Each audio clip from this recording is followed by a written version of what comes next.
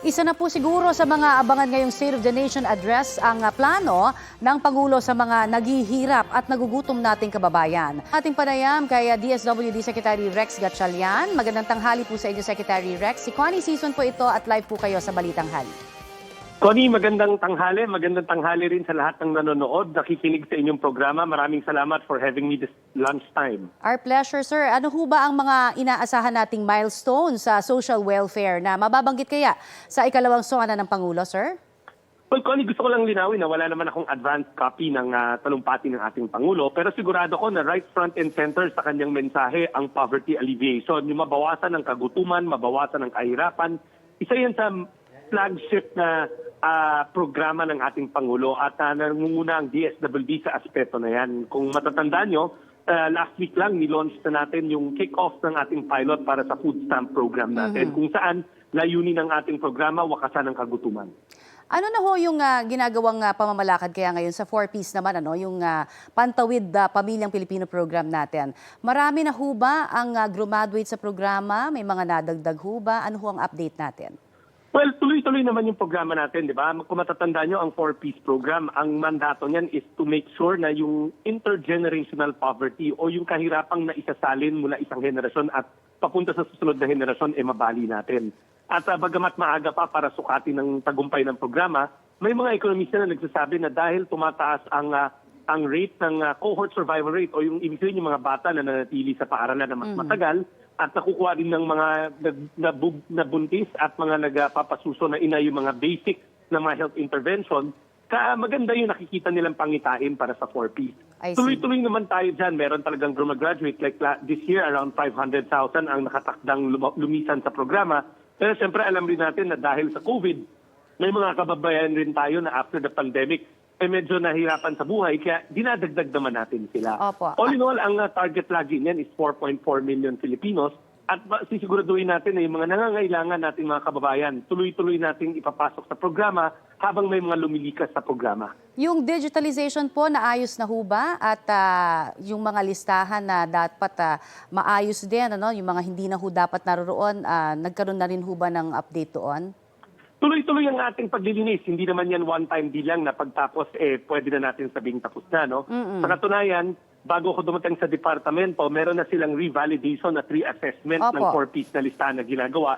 Tapos na yun, pero pinaulit pa ulit natin yun para masigurado natin na salang-sala talaga. Yes. Ibig sabihin, yung mga talagang dapat wala na sa programa, at yung mga dapat na nandun, dapat maipasok. So, kumbaga, this is the second round again of making sure na yung listahan natin malinis ng mabuti. Pero Connie, gusto ko lang i-point out na dahil sa Republic Act na nagtataguyod ng community-based monitoring system, huling pagkakataon na nagagamitin ang listahanan para sa programang 4P starting next year, CBMS na ayon sa batas at yan ay nasa pangangasiwa ng PSA at nasa pangunguna ng mga local government units natin. I see. Pero ibig sabihin, yung digitalization po, magiging tuloy pa rin ho ba para Those are two separate things. Digitalization and database management are two separate things. Yung digitalization, tuloy-tuloy, sa katunayan, isa sa mga prelude natin. Kung makikitandaan nyo yung sa food stamps natin, hindi sa mano-mano, kung hindi na sa electronic transfer card siya. Yes. Pioneer yan, pilot project natin yan, para makita natin na hindi man dapat manual ang pagbibigay ng tulong o ng ayuda, kundi pwedeng automated. Patuloy rin natin sa departamento na ginagawa yung digitalization ng licensing natin.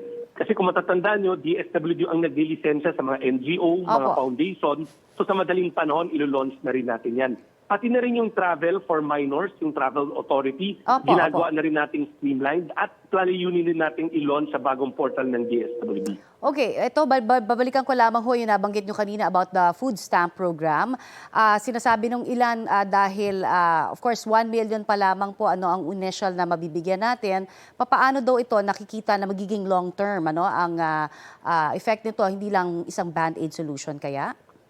Connie, number 1 million lang talaga ang target niya. Okay. Dahil kung titignan nyo ang data ng PSA, ang food poor o yung mga, hindi poor kundi food poor. Ito yung mga tao, mga pamilya na hindi kumikita ng lagpas ng 8,000 kada buwan. Sila yung matatawag na food poor o pinakamahirap sa mahirap. 1 milyon lang talaga yan sa talaan ng PSA. So tayo naman, hinanap natin yan sa ating listahanan, yung 1 milyong pamilya na pinakamahihirap. Ngayon, hindi naman sa band-aid solution dahil it's an investment on human capital. Namumuhunan tayo sa ating tao.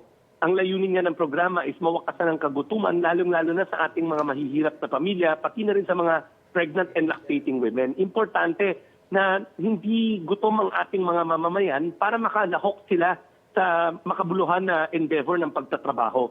Isa nga sa conditionality ng ating programa, na pagbahagi ka ng programa, dapat makahanap ka na rin ng trabaho. Kaya partner natin ang TESDA at DOLE sa layunin na yan. Kasi ang reason nga natin, gutom sila, so hindi sila makahanap ng trabaho. So ngayon na binibigyan na kayo ng supplement ng ating pamahalaan, dapat may enough na tayong enerhiya para makapagtrabaho tayo. Ayun. At sa panahon na yon, buwelo na yon sa pamilya.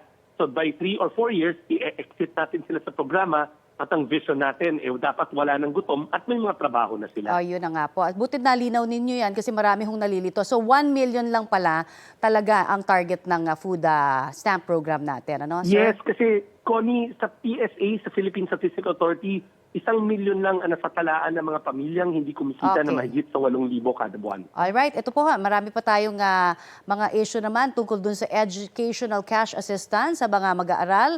Ano ho ang ating update dyan at gaano nakarami yung mga nabigyan po natin ng tulong?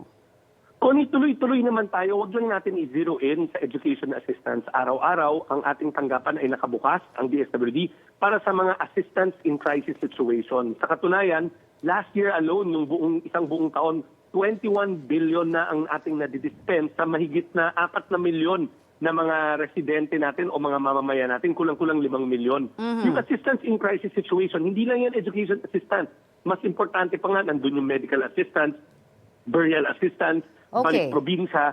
Etong AIX program natin is a widespread program na hindi lang nakatuon sa education assistance, kundi isa lang yan sa maraming component ng programa na to. Okay, that's good to know. Kasi ito ho, talagang sinasabi nga nila, yung mga kabataan natin ang gusto mag-aral pero minsan talagang dahil sa kahirapan po ng buhay, marami nagiging problema. So mabuti ho, nalinaw nyo rin yan. Ito naman, isa pa hong gusto din natin malaman, tungkol pa rin ho sa paglahok po ng DSWD sa kadiwa ng Pangulo.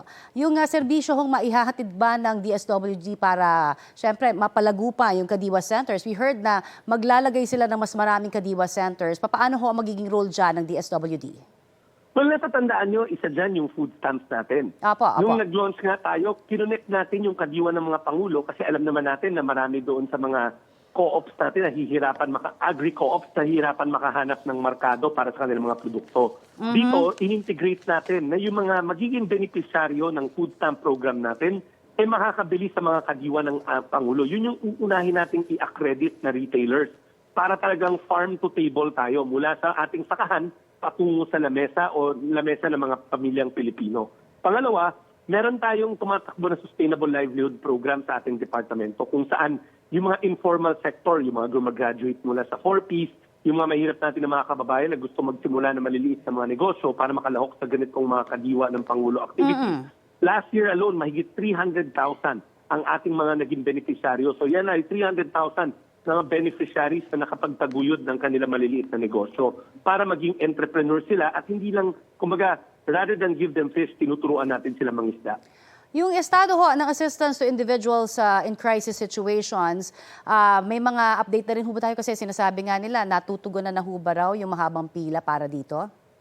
Connie, yan yung nabanggit natin just a while ago. Yes. Na part yan ng automation drive natin. Sa ngayon, meron na tayong scheduling system. Kung makikita nyo, dati sa labas ng opisina namin, before pa lang may pila na. Ngayon wala na yon, hindi nyo na nakikita yon. Pero bukod doon, nagbukas rin tayo ng maraming satellite offices nitong nakalipas na mga buwan. Meron tayo sa bagong opisina sa Caloocan, sa South Metro Manila, sa Parañaque, sa Pasig, para masigurado natin na ang serbisyo ang lumalapit sa tao, hindi na yung tao ang humahanap sa serbisyo. Sir, maraming salamat sa ibinigay niyo pong oras sa amin dito sa Balitang Hali and for giving us those updates. Maraming salamat, Connie. Magandang tanghali sa inyong lahat. Yan po naman si DSWD Secretary Rex Gatchalian. Maging updated sa mga maiinit na balita, maaari pong mapanood ang Balitang Hali at iba pang award-winning newscast sa youtube.com/GMA News. I-click lamang ang subscribe button. Sa mga kapuso abroad, maaari po kaming masubaybayan sa GMA Pinoy TV at www.gmanews.tv.